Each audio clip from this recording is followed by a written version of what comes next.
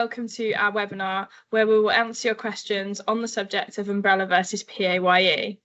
Just to quickly introduce myself, I'm Betty Underwood. I work on the marketing team here at Giant and I will be your host for today. Just to catch everyone up, back in June we ran an informative session on Umbrella versus PAYE where we covered the reasons why contractors and recruitment agencies work with umbrella companies, what the major benefits of working via an umbrella company versus agency PAYE are, and then also what sets Giant apart as an umbrella service. We received so many questions that we wanted to do another Q&A session on this topic. We've taken the pre-registered questions and we'll also answer any questions that come in live throughout the session at the end. So please feel free to use the Q&A function to submit your questions throughout the session. Before we begin, I want to introduce our key speakers here today. Firstly, we have Michael Howard, Head of Agency Sales here at Giant Group. Michael has worked in the industry for 14 years, helping agencies navigate through a variety of legislation changes to ensure compliance and maintain profitability.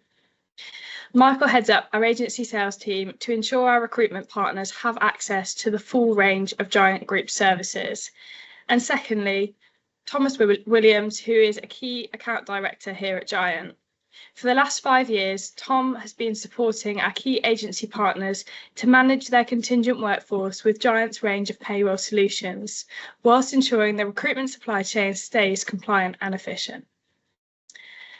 So we're going to go on to some questions, and today what we've done is categorise them into some informative questions on umbrella versus PAYE, then on legislation and compliance, then some Giant specific questions to give you some more information about our company, and then our pre-registered questions that you've been kind enough to write into us before the session, and then finally we'll go on to the live Q&A.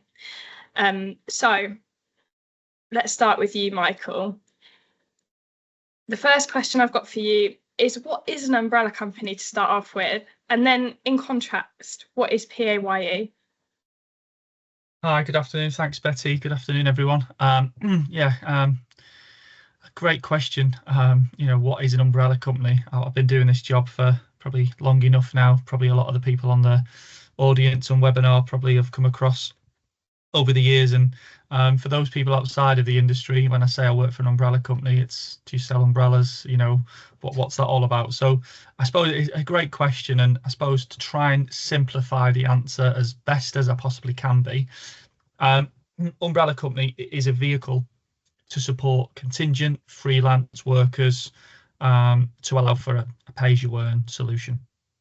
So if you've got any non-permanent staff, whether that's classed as temporary, whether they're classed in your world as freelancers or contractors, an umbrella company is a vehicle to support these types of candidates to be payrolled and taxed on a pay-as-you-earn basis. The umbrella company, in this case Giant, will become the employer of the worker and would aggregately receive multiple funds from multiple sources, generally recruitment agencies, as I know there's a lot of them on this webinar, to ensure that a one payment is made to the candidate rather than multiple payments from different employment businesses. So in essence, if I take a school lecturer, for example, freelance school lecturer could be working 5 different days via 5 different agencies at 5 different schools. An umbrella company aggregately gets paid from them 5 recruitment businesses, consolidates the income, applies tax and national insurance, and provides one payslip to the worker, taking into account all income sources, and ultimately becomes that overarching umbrella for that candidate to be payrolled through.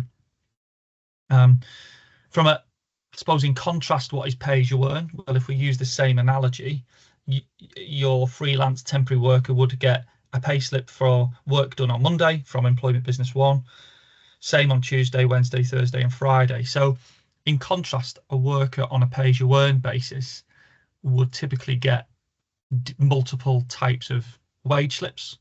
They would have multiple engagements with multiple assignments, and also typically they would be on a worker contract or a contract for services, we call it, in terms of their engagement. So for me, the real difference is the type of the contract they have with the employment business or the umbrella company, consolidation and how that is grouped together on an umbrella front. I think one thing just to put into context is that the implications of tax is exactly the same as in PAYE is applied on the assignment income if it's an umbrella, and PAYE tax is applied on the gross pay if it's via pay as you earn. So from a financial perspective, the net pay should be very much the same, minus potentially a margin for an umbrella company, but there is no significant difference between the two types of engagement models in terms of take-home pay for the candidate. Hopefully that's answered the question, Betty.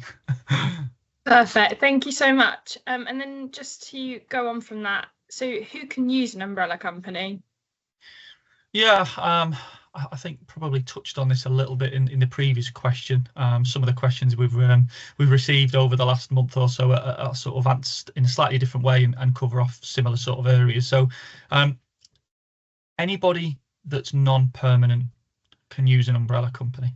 So if you're in IT and you've got a project manager, they can use an umbrella company. If you're in finance and banking and you're not a permanent supply, you can get paid via an umbrella company. Going back to maybe medical, if you're a nurse or a locum healthcare worker, you can get paid via an umbrella company.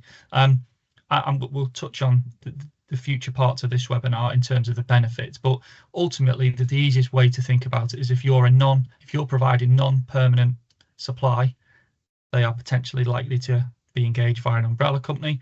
And the most type of business that would engage with an umbrella company are recruitment agencies.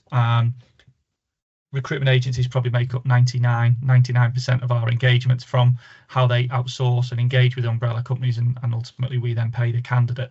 There is the odd maybe consultancy firm that doesn't using recruitment agencies and has their own talented pool but doesn't want to pay them directly, but 99% of our engagement and payment engagement to come from recruitment agencies, and a lot of them I can see on the webinar today. Amazing, thank you. And then just to go on to pay rates, so what are the differences in pay rates and how do payments get made? Again, a great question. We see a lot of potentially confusion from speaking to agencies or speaking to workers in terms of, what their pay is made up of and how do they get from the top line to the bottom line. So I think probably just to try and simplify it, when a worker is engaged through Giant or an umbrella company, the headline and advertised rate is classed as the assignment rate. So if there's anybody on this webinar today, let's just use a £500 a day rate. That is what the recruitment agency advertise the assignment rate to be, and that is an agreement between the recruitment agency and the umbrella company. At this stage, there is no named person who gets that assignment rate because that is a business-to-business agreement between employment business, recruitment agency, and umbrella company. When the umbrella company receive that assignment rate, the first thing that is applied are employer costs, employee deductions. So not employee, but employer deductions. As Giant in this case will be the employer, there's a number of employment deductions we have to make from that assignment income. These are typically employers' national insurance, apprenticeship levy, pension if they don't opt out, there's pension deductions, and then there's also a margin that the umbrella company retain, and then four sort of areas are your employer deductions that are deducted from that assignment rate.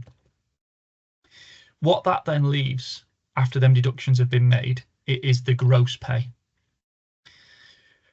When the umbrella company have got to a point of getting to the gross payments, we then apply pay-as-you-earn tax and national insurance, so 20% or 40% or even higher rate tax depending on the level of earnings, and employees' national insurance is then deducted, a bit similar to probably permanent members of staff on this webinar today. You have gross pay, you have employees NI, you have PAYE tax, then you have a net pay. And what that leads to is what the worker actually receives.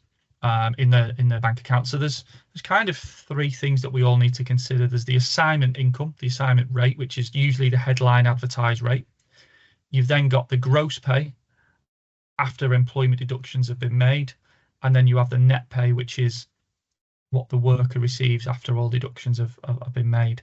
I think I had a similar conversation with somebody last week on this, and for all those that are permanent members of staff who work for the business, if you say that you're on a salary of £50,000, in essence that's the gross pay, because deducted from that 50 grand is employees and PAYE tax, and you get paid your net pay at the end of the month.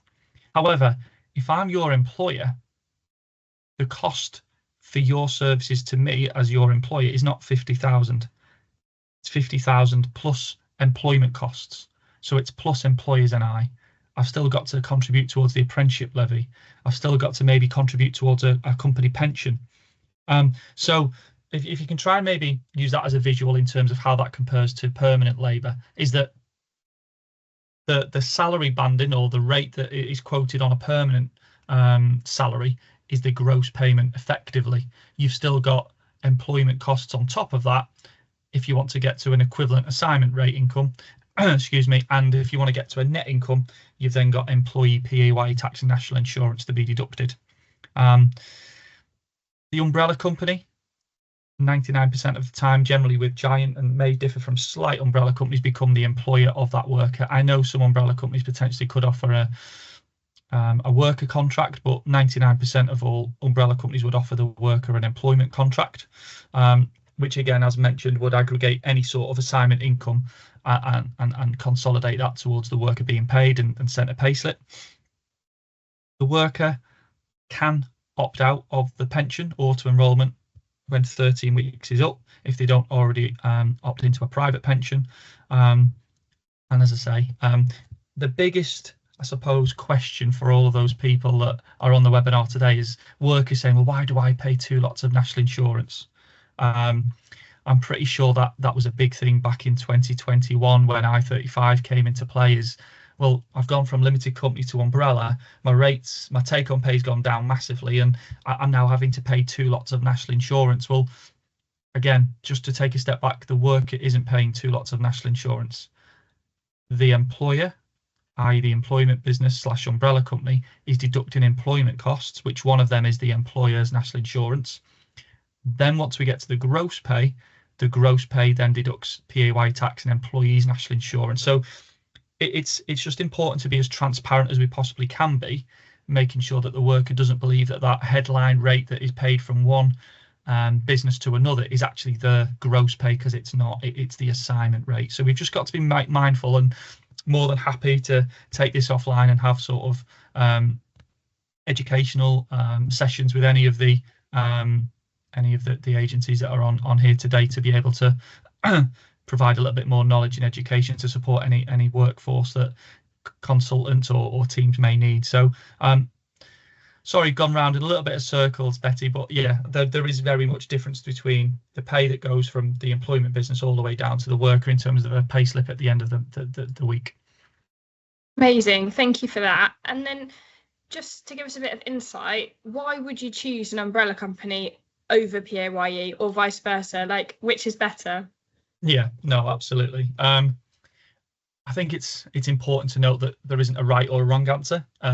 You know, if you're going down the pay-as-you-earn route or you're going down the umbrella route, you're not doing anything right, you're not doing anything wrong. It is purely an individual basis, dependent on what the worker wants. So I'll highlight a couple of benefits of why a worker would potentially go down the umbrella route, and I'll also do the same for why a worker would potentially want to go down the pay-as-you-earn route. And depends on which camp you are as a person in terms of what drives you to go down a certain route.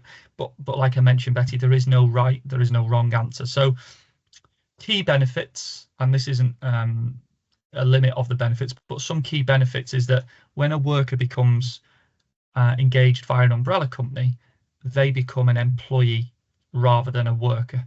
So they have a contract of employment. So potentially some people may feel a little bit more secured. They may feel like they have more rights, and ultimately having a contract of employment maybe helps people in terms of getting credit, or they may want to do that in terms of applying for mortgages. This allows for them to have continued employment. So, for example, if a worker has 4 3-month contracts throughout the year and they are with the same umbrella company, there would be no break in service, because the employer wouldn't be the name of the agency that they move to. The employer would be, in this case, Giant, for the whole period of the 12 months, even though they may have 4 different agencies that they engage with throughout the year. So for me, continued employment, again, is a great benefit for people who maybe want to get some sort of finance, mortgage or credit. It's a lot easier to be able to get better rates, better sort of percentage rates with continued employment, rather than a break in employment and new jobs all the time. Other benefits that umbrella companies could bring is that they are experts in payroll. So you would like to think, like Giant, that we have a lot more flexibility in terms of providing timesheets if there's any issues, delays or outstanding timesheets for candidates. So, we all must have on this webinar times when timesheets are delayed, approval manager's not been in on time, they've been sick, and you get to the end of the week and worker wants an advance or worker wants a payment outside of the payroll. Giant, very much like a lot of umbrella companies, will have the flexibility to make advance payments up until 4:30, 5 o'clock on a Friday, rather than maybe an agency payroll saying, well, it's outside of our SLA pay run, we'll put you on next week's payroll. So there's a lot more flexibility as an umbrella company are experts in payroll.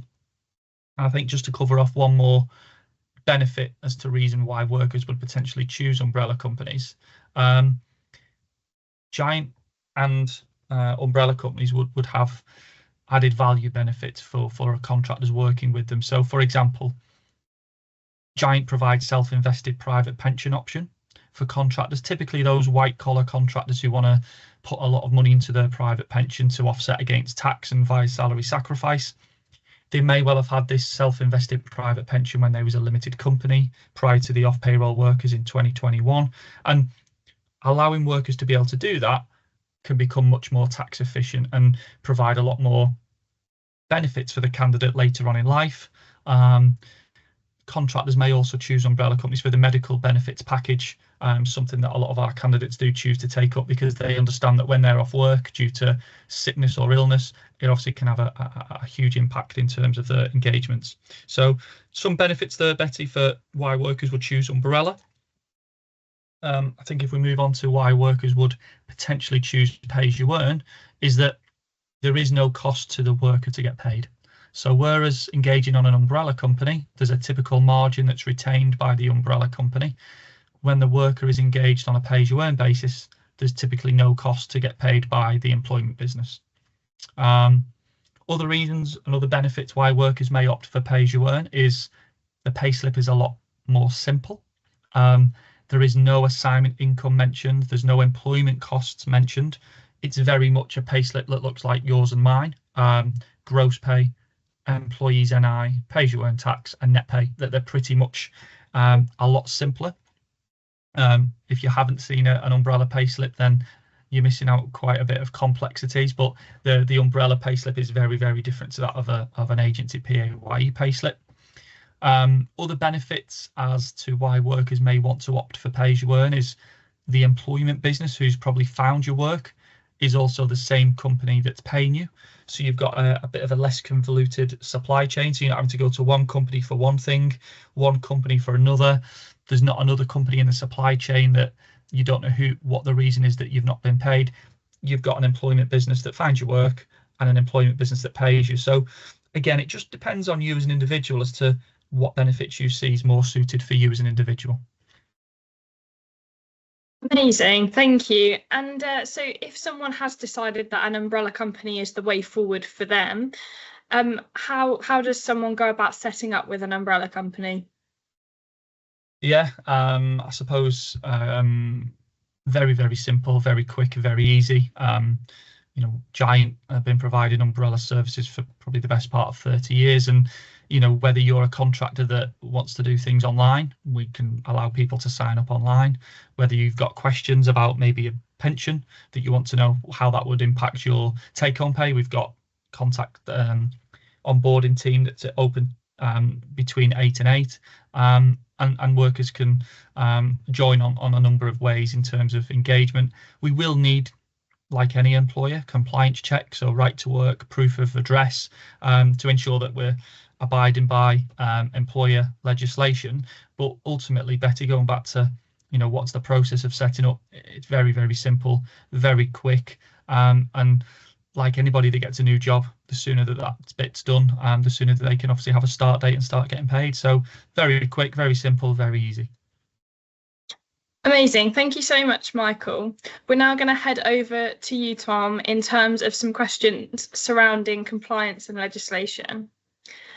So the first question I've got for you is there an accreditation that's better than another? Yeah, thanks, Betty. Good afternoon, everybody. Yeah, great question to start off with, Betty, to be fair, in terms of, is there accreditation, is one better than another? Because there are a handful of different accreditations in the umbrella world. There are options such as professional passport and Safe Rec, which have definitely become more topical at this current time. But I would say, I'd assume Mike would agree with me as well, is the best accreditation is definitely the FCSA accreditation. It's essentially the gold standard for compliance and ethics in the sector. And all of the FCSA accredited members have been independently assessed against certain standards, ensuring they're providing compliant employment as well. If you're using an FCSA accredited member, you've rest assured that the umbrella company adheres to the best practices in the industry as well. And when I speak to clients, whether it's recruitment agencies or clients directly, a lot of them now are actually insisting in using an FCSA company for the worker to get payroll through. It just further enhances how significant the FCSA accreditation actually is. Perfect. Thank you for that. And then the second question I have for you is, what things should businesses avoid when engaging with umbrella companies? Yeah, thank you, Betty. Yeah, another good question. I think always important to talk about compliance in the umbrella world, and you hear stories all the time of certain umbrella companies doing the wrong thing. Even though most companies are staying compliant and abiding by the UK tax law, some do break the rules, which is really frustrating for a compliant provider like a Giant. You hear cases all the time of some non-compliant umbrella companies operating PAYE on just a small portion of the worker's pay and then treat the rest of the salary as non-taxable. So the most common types of these things, you'll probably hear things like loans, grants, salary advances, profit shares, and shares and bonuses. Any umbrella company that processes payroll using any of them things that I've just mentioned is operating non-compliantly and is deliberately inflating the workers' pay. We get questions all the time from agencies of, oh, well, I've got a worker on my books and he's demanding to use this one umbrella company. And generally the reason for that is because they've potentially promised them a greater financial return. And it's more likely that the umbrella company are maybe using certain unpaid methods, like I mentioned, or maybe other tax evasion, tax avoidance schemes as well. And one thing I always stress to my clients is, if it's too good to be true, then it probably is. So make sure you're using the compliant provider who are doing the right thing. Perfect, thank you. And then kind of staying on a similar topic, if an agency does engage with an uncompliant umbrella company, what risks could be incurred? Yeah, thank you, Betty. Yeah, engaging with a non-compliant umbrella company could potentially in the future have serious financial implications. And the main reason for that and the process is called the debt transfer risk. For example, if HMRC run an investigation and find that the umbrella company is making the incorrect deductions to the worker or to HMRC, then there could be huge penalties and potentially backdated tax for the umbrella company to pay. if the umbrella company goes bust because they don't have the funds to pay for these unpaid taxes and up to £1 million fines, there's a debt transfer risk up the supply chain. So if the umbrella company can't pay the fines and unpaid tax, it would then be the recruitment agency's responsibility for the unpaid tax and fines. And the same, if the recruitment company can't pay the fines, it would go to the client as well. This whole process of the debt transfer risk just stresses how important it is to have a compliant supply chain from the top all the way to how the worker's paid as well. And something definitely topical at the moment, especially with the election and things that HMRC have come out and mentioned about the umbrella consultation and tackling non-compliance in the umbrella world and within the contingent workforce. The most recent update a few months back was regarding a few things, one being mandatory due diligence for all umbrella companies to complete, but also reiterating the debt transfer risk and up the supply chain and just proving that HMRC are keeping a close eye on supply chains and definitely reiterating where the risk actually does lie. So yeah, if it's worth having a look at the umbrella consultation, Mike and I are happy to have a further conversation about how that can affect your business as well. Thank you for that. And then moving on, how would someone know if an umbrella company was compliant with their tax and national insurance deductions?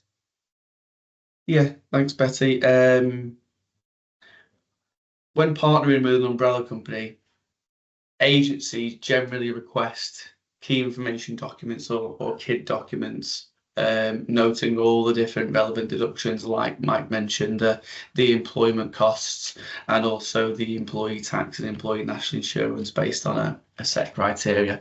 One of the best ways to analyse whether an umbrella company is compliant is to compare these KID documents between different umbrella companies. So if you've got maybe a few red flags that an umbrella company you're working with might be making the wrong deductions, compare the illustrations that their workers receive or the KID documents with different umbrella companies and compare all the different deductions on the spreadsheet or PDF file. One thing to note that Mike also mentioned as well is the only thing that should change is the margin. The umbrella company's fee is the only thing that should change in terms of the differences between umbrella companies.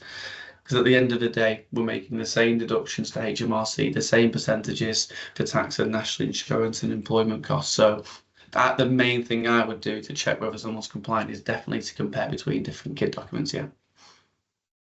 Perfect. That's really useful to know. Thank you. And then a last question on compliance is, can umbrella companies provide indemnities to help reduce the risk for an agency that's using them? Yeah, the biggest risk for group agencies is we all want to offset and outsource some sort of liability and risk. And obviously Giant are full 100% in control of making sure all the correct PAYE national insurance deductions are made. Therefore, what we do is we provide all agencies with unlimited liability and indemnity in respect of the correct calculation and deductions of PAYE, income tax and national insurance contributions. Any umbrella company should have absolutely no problem in providing unlimited liability and indemnity in respect of the PAYE tax and national insurance as well. Perfect. Thanks so much, Tom. Just to say thank you so much to anyone who's already entered a question into the chat.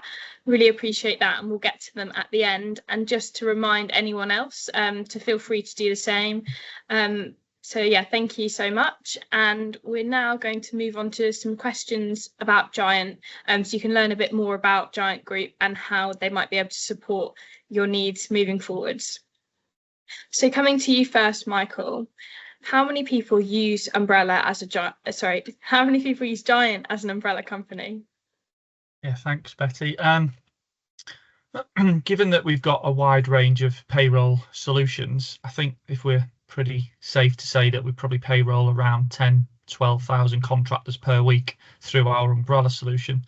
And this involves hundreds of agencies where they are sort of paying us for work that's being completed by a contractor or a freelancer. So the number varies depending on sector, the number varies depending on seasonality, and Giant sort of engage with employment businesses and negotiate commercial, compliant and efficient relationships, whether it be on enhancement or operational payroll processes. If any of the agencies on the webinar today would like to discuss further, Tom or I'd be more than happy to chat outside the webinar in terms of what benefits Giant can provide to recruitment businesses.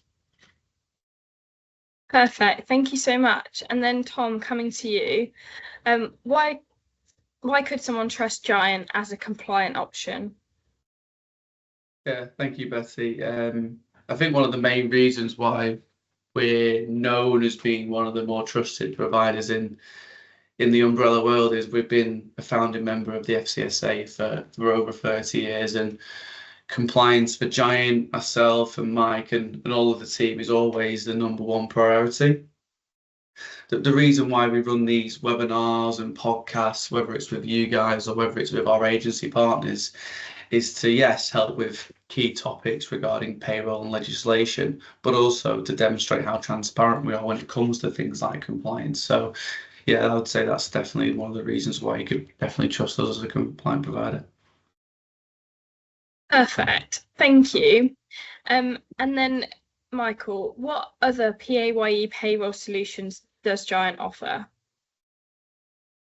Yeah, thanks, Betty. Great question. I think this was born out of maybe IR35 back in the public sector. For those on the webinar long enough to remember 2017, it's definitely flown by. Before that, it was pretty much umbrella or limited company. But since the off-payroll work in changes came in 2017, people were looking at how workers could be paid, and ever since then, the most common solution for workers to be paid is definitely umbrella. However, there is a number of different ways in which workers can be payrolled through, and this is typically for those workers that maybe don't want to run their own business, or more specifically for those roles that are either inside I-35, which means that they can't get paid via a self-employed vehicle. So the other sort of most common types of payment mechanisms is outsourced payroll. So we spoke a little earlier in today's webinar regarding the difference between umbrella and pay-as-you-earn. Giant have been able to, and have been doing this for probably 10-12 years, is to be able to provide outsourced payroll to recruitment agencies. So if you're a recruitment agency on today's webinar and you have in quite a large or small payroll bill, and you've got complexities, you've got costs involved in terms of resource, you've got technology costs, you've got overheads, like you do in terms of outsourcing that payroll mechanism to an umbrella company, Giant also provides outsourced payroll, and this isn't umbrella, this is outsourced PAYE. So very much the worker would still get all of the benefits that we mentioned previously via the PAYE agency, but it's typically just outsourced to Giant. This would also come with reducing overheads, outsourcing risk, but also enhanced commercial terms. So if you're an agency on today's webinar that gets very little commercial terms or any on your current PAYE payroll, then there is potential angles to support you there. And I think one other pay-as-you-earn mechanism that we've got a couple of thousand workers engaging with us on is our IR35 fee payer model. Now, this is suitable for both inside and outside IR35 roles. If we separate them both, outside IR35, instead of the agency being the fee payer and paying the worker directly, the limited company directly, we, as in Giant, providing we've got an outside status determination statement, can pay gross into that limited company bank account minus a small management fee. Typically, though, the I-35 fee payer model is used for those roles inside I-35, and this is for contractors who typically don't want to go on the payroll. They definitely don't want to pay margin to an umbrella company to get paid, and it's also probably a little bit of kudos for these white collar, highly paid individuals that they just still want to be paid in their limited company, albeit it will be taxed at source by Giant, and they'll be paid net into their business bank account. So it's not in possibly how you would traditionally see a limited company be paid, which is gross plus VAT and they retain a dividend. We pay them net after all deductions from the assignment income and gross pay has been deducted and paid to HMRC by Giant, and the worker would be paid the net income into their business bank account. But we are seeing that is an avenue for workers who basically move around assignments quite regularly. They might have other income sources from maybe rental accommodation or shares where they put, they use their limited company for. So there is a reason for workers to be paid via their limited company, even if it's inside I-35. Thank you so much. And then coming back to you, Tom, a really simple question: what sets Giant apart? Yeah, thanks, Betty. There's probably a few USPs we speak to our contractors and agencies about. I'll just pick up a few of the key ones that I find are the most important.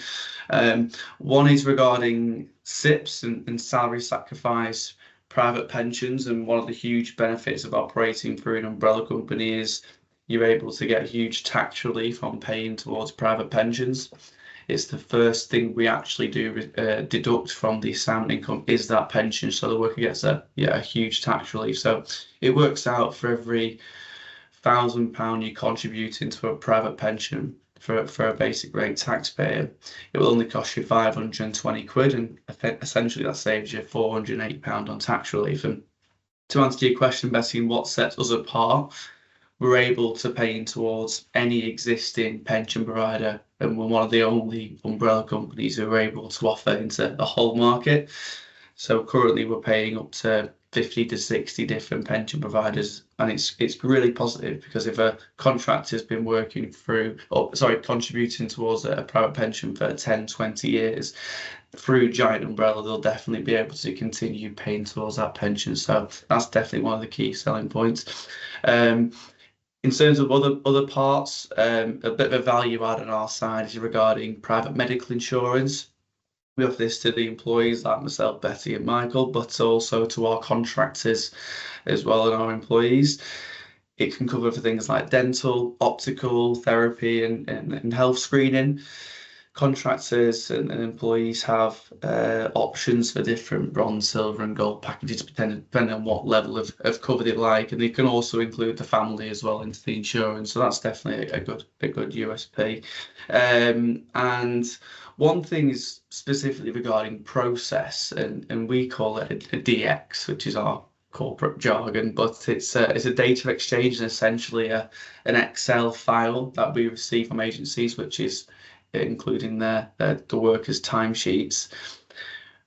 We can actually pay directly off that file hitting our inbox, and actually not when the funds have cleared. So that actually means agencies will send across a file on a Wednesday, including all the workers' timesheets for the week before. We don't have to wait till Friday to pay the workers. We have the ability to payroll on Thursday.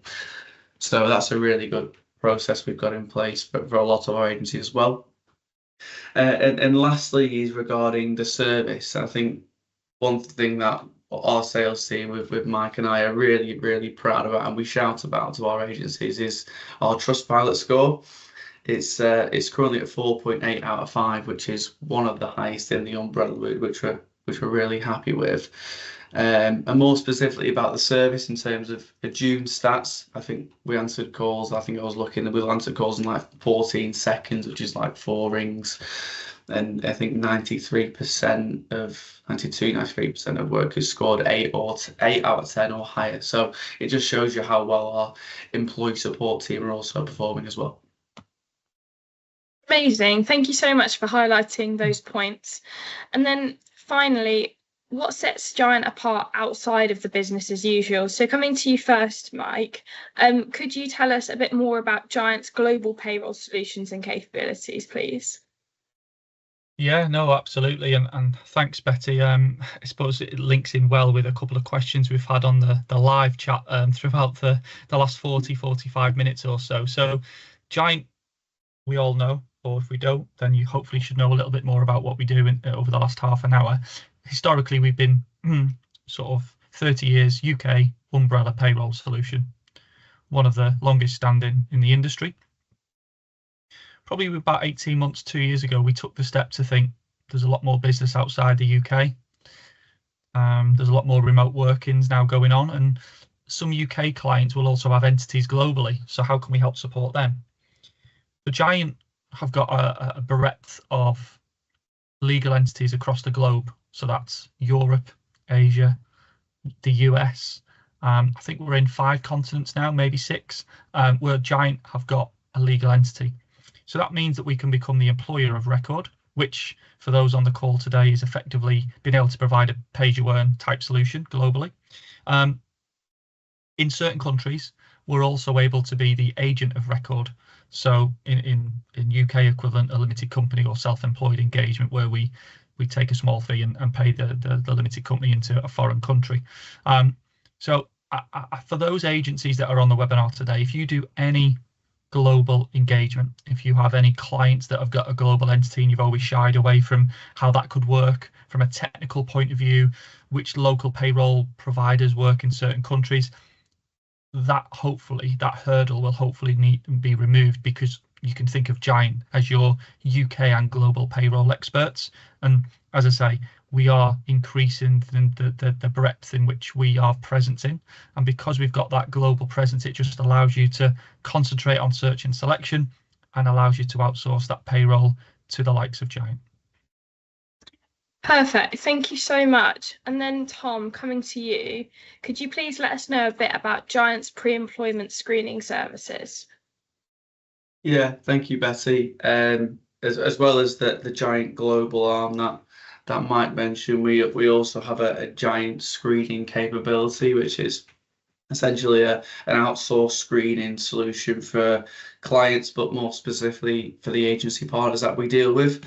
It can cover from different background checks, from your DBSs to your references, your credit checks, your social media checks, pretty much all the checks you'll possibly need. And it's effectively just a one-stop shop for all pre-employment screening. And recently we all had an email last week that we've been accredited to the Professional Background Screening Association, which is the PBSA, and like the SSA, it's the gold standard in screening for background checks. It signifies that we've met all the rigorous requirements for accuracy, security, and compliance. So we're really proud to hold that accreditation as well. And like Mike mentioned, we're not just the UK provider like we were 2 years ago. The screening capabilities is also globally. So if you do have any screening capabilities, whether it's in the UK or overseas, then you're more than welcome to reach out to our screening team. We'll help provide any information you may need. Thanks so much. And then coming back to you again, Michael, can you please provide an update on Giant's MSP technologies and how we're currently leveraging greater value for some of our MSP partners?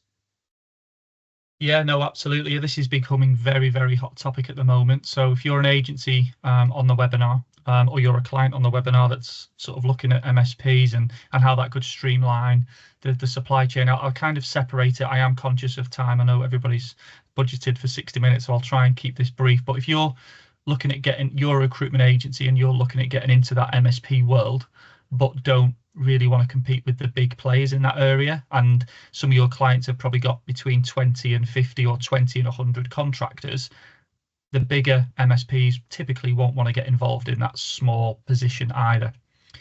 Giant have got their own intellectual property, end-to-end technology that you can, as a recruitment agency, white label. You can use that as an added value piece to go to your client and suggest that you become that mini MSP underneath that client directly, which would obviously put you in a very, very strong position if you can have a lot more leverage, visibility, and closer engagement with the client than maybe some of your competing recruitment agencies. So you can leverage our technology. You don't have any implementations, costings, platforms. You can literally white label and provide bespoke requirements to the existing software that we've got. Just for those on the call, we do not get involved in search and selection. We are outsourcing our technology for you to use and provide greater leverage to your client. For those that are on the call today where you are already an MSP and you're in that sort of larger space and you want to look at ways in which you can provide efficiencies, Giant currently sit on probably a dozen or two MSP programs where we can provide efficiencies, compliance savings, and also additional levels of income streams. It's something that a lot of MSPs are coming to us for because of the small margins that are being made on these MSP programs. There's high volume, but they're getting squeezed all the time by second-tier suppliers, by clients, and ultimately, with our experience in this field, we've recently sat on quite a lot of MSPs to be able to do just that and squeeze quite a lot more leverage from that MSP program, not only with the existing incumbent programs that you sit on, but also use it as a sales pitch to probably tender when you look at tendering and winning new business. So if there are any client service directors, if there's any architects, if there's any client solution people on the webinar, happy to sort of take a steer offline and just share with you a little bit more about how we have worked with MSPs currently and how that can leverage greater optimism and efficiencies for the program. Amazing, thank you for that. And then Tom, to come back to you, can you please share with the audience an update on our range of financial solutions? Yeah, thanks, Betty. Again, like Mike, a bit cautious time, so I'll just sort of briefly rush over the finance sort of section. We've got a giant finance arm who essentially do the invoice factoring for agencies, and you can accompany that with the software that Mike mentioned, whether it's timesheets, paying bills, screening, etc. But more specifically for the agencies on the conversation today is about trade credit, where we're able to offer or agree payment terms with agencies and pay workers before we receive funds from the agency. So depending on when your clients pay the agency, we could agree 15, 30, 45-day payment terms, which will be obviously a great way to pay the workers earlier, but also a great way to increase cash flow for your agency as well. So if that's a good option, you're more than happy to reach out as well. Perfect, thank you so much. And then finally, Mike, coming to you, outside of the umbrella world, can you explain and share other payroll options to the audience? Yeah, no, thank you, Betty. I think hopefully over the course of the last 40-50 minutes, we've probably answered this question in a roundabout way. You know, the umbrella is still typically the most attractive proposition for a lot of contractors. There's been a few comments which we'll come on in a moment regarding PAYE and how you can outsource that. That's another payment option. I-35 fee payer, again, depending on what type of worker you are and how you want to be paid, we can still facilitate payment into your limited company.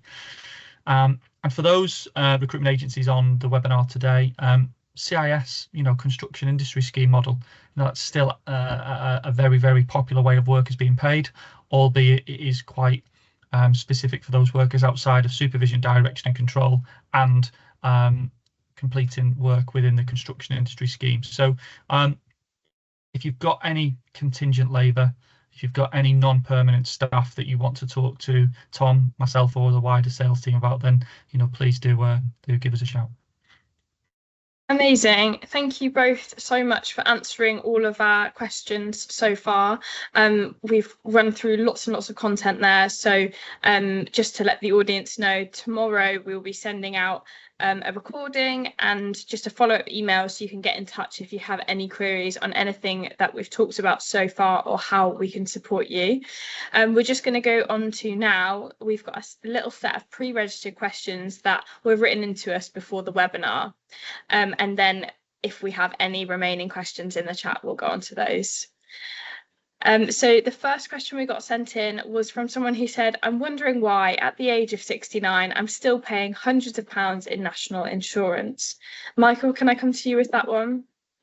Yeah, no, absolutely. Thanks, Betty. And thanks for the question. It probably comes back to my earlier point as to why am I paying two lots of national insurance? Well, if you're over the age of 65, it was when I was younger, it may well be a little bit higher now. You may well be NI exempt, and that will be employees NI exempt because you've either made enough years of payments. The only NI you should be paying if you are NI exempt is employers NI. And again, that goes back to understanding the actual headline rate is the rate between the recruitment agency and the umbrella. Before we get to that gross pay, employment deductions needs to be taken, and that is employees NI, apprenticeship levy, pension and a margin. So the only reason we should be paying NI is the employer's element. If you're still paying employees and you are NI exempt, then happy to take that offline, or you should be asking the question of that to your umbrella employer. Perfect, thank you so much. And then Tom, to come to you with our next question that we've been sent in. Someone said, explaining to candidates who have not contracted before what the difference is between PAYE and umbrella from a financial perspective and how that relates to a permanent salary. I guess they're saying, can you help them do that? Yeah, definitely. It's one of the common questions that I get when people say, oh, well, am I better off going PAYE, am I better off going down umbrella in terms of your bottom line? I think Mike covered it slightly in this conversation, where at the end of the day, the gross pay is the same and the netted down is going to be very similar with the income tax and national insurance. So the take home pay for PAYE and umbrella is pretty much the same.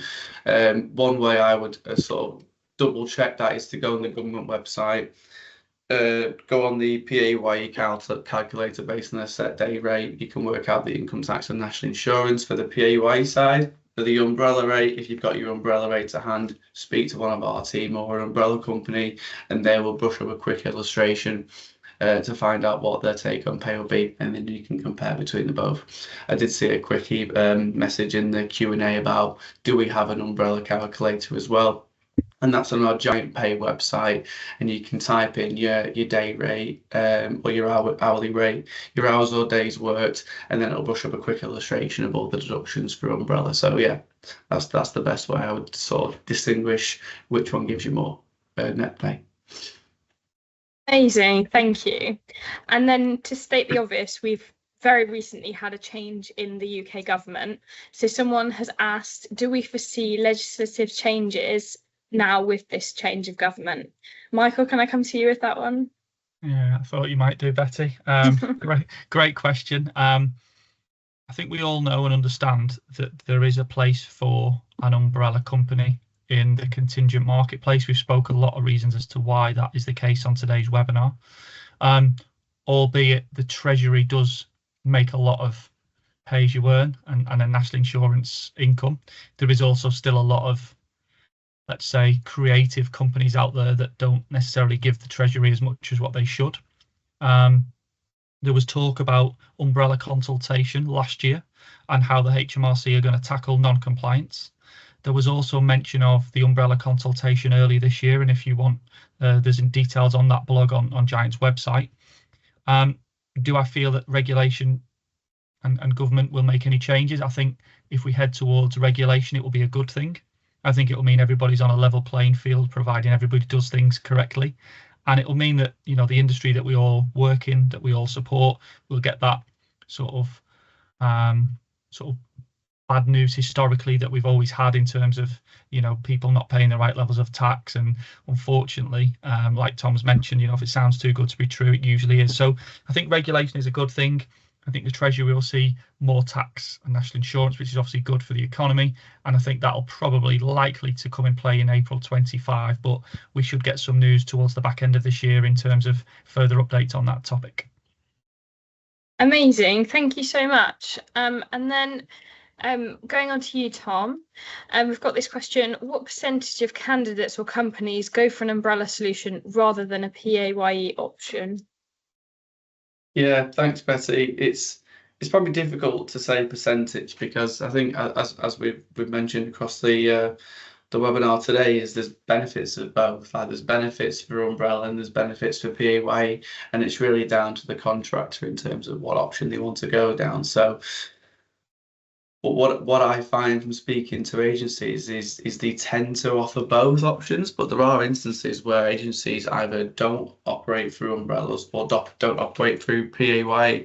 In my personal opinion, I think it's good to offer as many payroll options as possible, so the worker has a wide range of choices to choose which payroll option they want to go down. Amazing. Thank you so much, Tom. I think most of the questions in the chat, we have spoken through things which we'll touch on them, and we'll begin to answer people's questions. And we will also follow up with each person who's asked a question after the session. But we are really conscious of your time, and we want you to have time in your day to have your lunch or go back to work or whatever you need to do next. So we will let you do that, but we would really love to hear from you. And like I said, we'll follow up with a recording tomorrow, and also individually with anyone who's asked questions. But for now, thank you so much from me and Michael and Tom, and from the Giant Group. Thanks, Betty. Thanks, everyone. Cheers, everybody. Bye-bye.